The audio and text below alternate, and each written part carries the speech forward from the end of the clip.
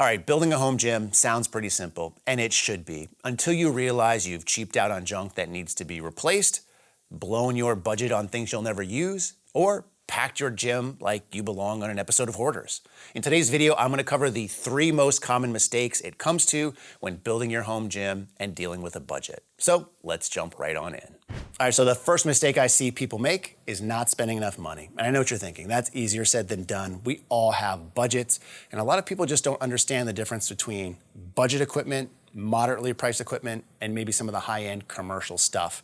And it really depends on the application here. But what I've found is most people who go bottom barrel just to save money, buying that $100 bar, buying that rack from Walmart, the bench that maybe doesn't have a very high weight capacity, is they get it, and while it will work to some extent, over time those things break because they're cheap, or people just want to upgrade to something better because they realize you get what you pay for when it comes to some of these things. So instead of buying that $100 bar that's going to bend, or you're going to want to upgrade and probably not going to be able to resell it to anybody just because it's a $100 bar, what are you going to get in return?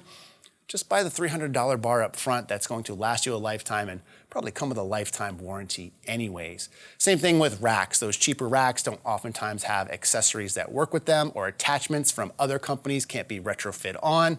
And they also leave you with the potential of not being able to upgrade down the future if you're trying to add cables and weight stacks and belt squats and all sorts of other things. A little bit goes a long way, and you don't have to break the bank in order to still get some budget-friendly gear that'll last you a lifetime. So buy once, cry once. So the second mistake I see people make all the time is spending too much money. Yes, that is a thing. Ask me how I know. But in that first segment, we talked about how a $100 barbell is not as good of an investment as a $300 barbell. But there is a point of diminishing returns, meaning that some of the bars you see behind me here cost over $1,000. And you know how much stronger those have gotten me than that $300 barbell that I actually use for my daily driver? 0, right?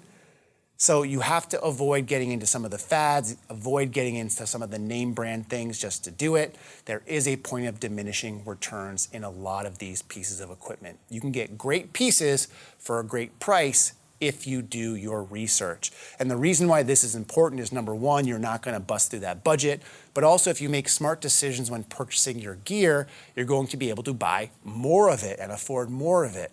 So for example, some of the stuff in my gym, cardio equipment, $4,000 air runner. It's sweet, it's cool. It doesn't get used for anything. It's a glorified coat rack. Same thing with some of these other pieces of equipment, which we'll talk about in the third segment. You really want to be careful about what you buy, depending on how much you'll actually use it, how much it costs, and how much floor space it could potentially take up. But yes, there is a thing of spending too much money in your gym. You wouldn't buy a Ferrari to go get groceries, would you?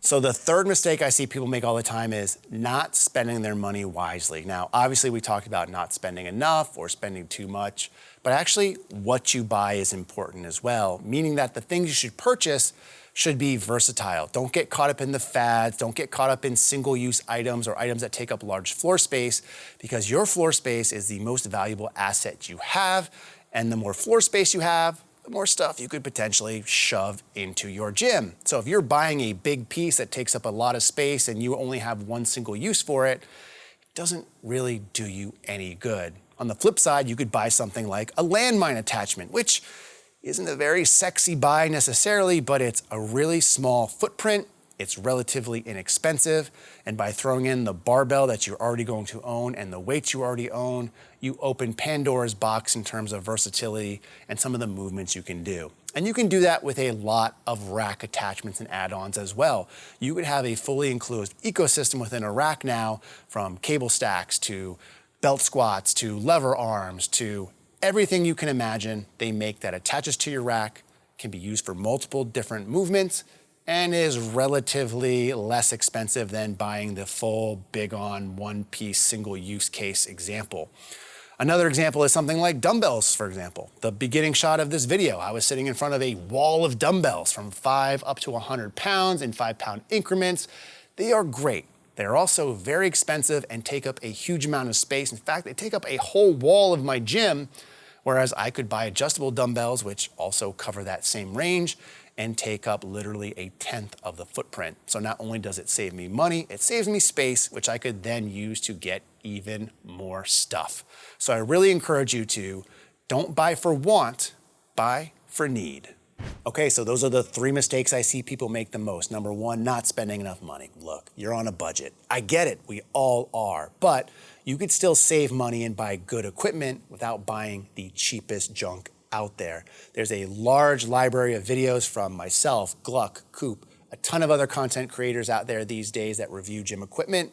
Do your research and get the most for your money. Buy once, cry once.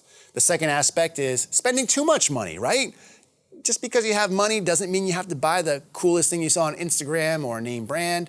Buy stuff you're actually going to end up using, and do your research to make sure that you're spending the right amount of money and not too much. Again, you wouldn't get a Ferrari to get groceries, would you? Lastly, spending your money wisely, buying things that make sense, that are versatile, that don't take up a ton of floor space. This is going to allow you to make sure you get the best bang for your buck and get a lot of use cases out of items that aren't going to leave you with redundancies in terms of expensive big gear that don't get used frequently or only have one specific use. If you follow those 3 tips, I'm sure you're going to build the best home gym that you can for the best budget and be happy about it. Let me know in the comment section below, what is your best or worst home gym purchase, or what advice do you have for everyone out there building a home gym? In the meantime, as always, thanks for watching and stay big.